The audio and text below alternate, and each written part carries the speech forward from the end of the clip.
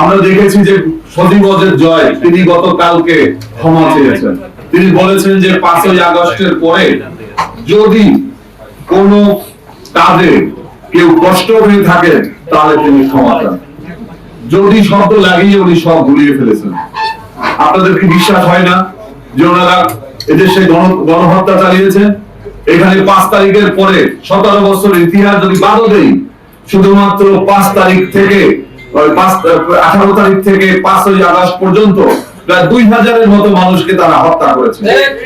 গণহত্যার দায়ে তারা বলেনি যে আমরা যে গণহত্যা করেছি, আমরা মানুষকে যে পাখির মতো গুলি করে হত্যা করেছি, আমরা গুম করেছি, খুন করেছি, আয়নাঘর করেছি, এজন্য আমরা জাতির কাছে ক্ষমা চাচ্ছি, একথা তারা বলে না। তারা বলছে যদি করে থাকি, আপনারা যদি করেন নাই, আপনারা করেছেন। আমরা দেখলাম যে আরেক জায়গা থেকে ক্ষমার আওয়াজ আসলো, বললো যে 87 থেকে শুরু করে 71 পর্যন্ত আপনারা তো জামাত ইসলামীর জন্মলগ্ন থেকে প্রত্যেকটা জায়গাতেই তাদের ঐতিহাসিক ভুল ছিল।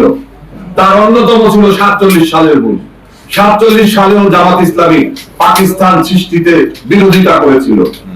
1971 সালে যখন আবার একটি নতুন রাষ্ট্রের অভ্যুদয়ের প্রশ্ন এসেছে, মুক্তির সংগ্রামের প্রশ্ন এসেছে, তখনও জামাত ইসলাম সেই একই ভুল করেছে।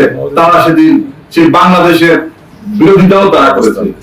যার কারণে ক্ষমা চাইছেন, ক্ষমা করার মালিক হচ্ছে জনগণ। এদেশের মানুষ সামনে নির্বাচন, আমরা বিশ্বাস করি যে দেশের মানুষ যদি ভোট দেওয়ার সুযোগ পায় তাহলে তারা তাদের ক্ষমা গ্রহণ করছে কি করে নাই এটা আমরা বুঝতে পারবো।